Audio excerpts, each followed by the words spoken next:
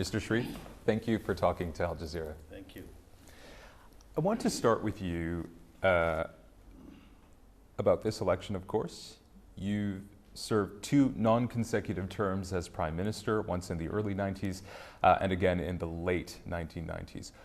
Why should you be given a 3rd time in office? I'll tell you what, you just mentioned that I have served 2 terms previously.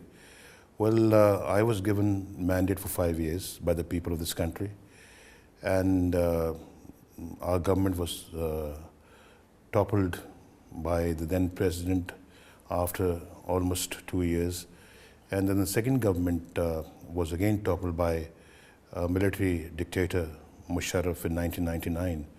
So we were not allowed to complete our term of office in both tenures.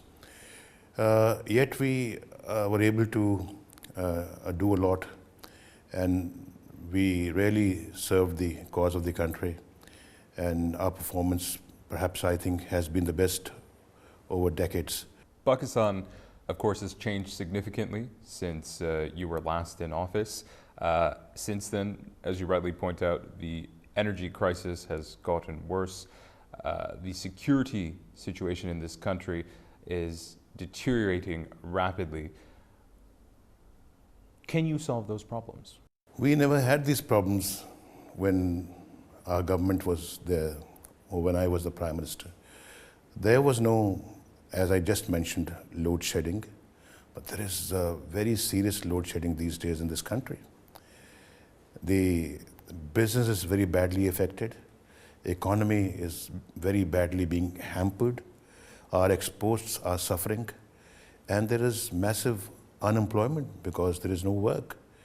So we've got to address this problem as one of our main priorities.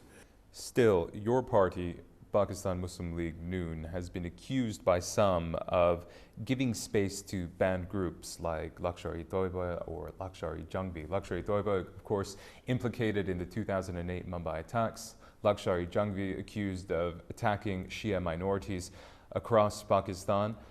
Does your party have ties with these groups? I'm very sorry when I hear these things because this is a propaganda which has been, you see, propagated by the present rulers of this country. I think we may be opposed to each other, but we should not go to an extent by leveling such frivolous allegations against each other. I want to ask you now about PervezMusharraf, a man you have a complicated history with.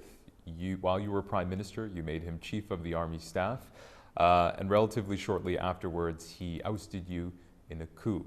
Mr. Musharraf himself has ended 4 years of exile abroad and is now back in Pakistan. What do you make of his return? Well, I don't have any personal vendetta against the man.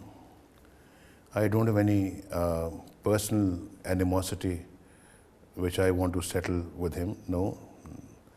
If there was any, I want to forget that. And I hate to see that somebody is forced to live in exile. I had been living in exile. Mr. Musharraf forced me out of this country, and I had to spend 7 years in exile. I lost my father in exile. Mr. Musharraf never allowed me to come back for his burial in Pakistan. And you can imagine a man who never lived more than 7 weeks out of Pakistan had to live for 7 years. But he is guilty of abrogating the Constitution of Pakistan. He is guilty of subverting the law and the Constitution of this country. He is guilty of firing the judges. He is guilty of throwing the parliament out of office. He is guilty of many other things. So I think some sort of accountability has to be carried out. If we are a law-abiding country, if we are a law-abiding nation, if we have a law and a constitution which has been violated and subverted by a military dictator, so I think he should be brought to justice. I only want this man to at least be held accountable before the people of this country. These crimes, of course, which you list, are crimes that he's allegedly committed. He, of course, will have his day in court, presumably. He's not been convicted of any of these crimes. However, if he's convicted of perhaps the singular crime of treason, he may face execution. If that happens, do you think that is something that should happen to Mr. Musharraf? It will be the court's decision to give him any punishment that they feel is right. I think I don't have the right to pass any judgment on that. Let's talk a moment about your relationship with Pakistan's military. Of course, when Mr. Musharraf was in power, he led a coup which saw you ousted from the country for 7 years. What is your current relationship with Pakistan's military, Pakistan's very powerful military? So what Musharraf has been doing was not the responsibility of the present military leadership. So my relationship with military is okay, and I want military to abide the law, to abide by the constitution of this country, and do whatever is needed within its own domain. We respect the constitution, I respect the constitution, so should everybody else in this country. Still, you were ousted by a military leader, but a lot has changed in that time. Do you think that we have seen the end of military dictatorship here in Pakistan? So military takeovers have been destructive, totally destructive.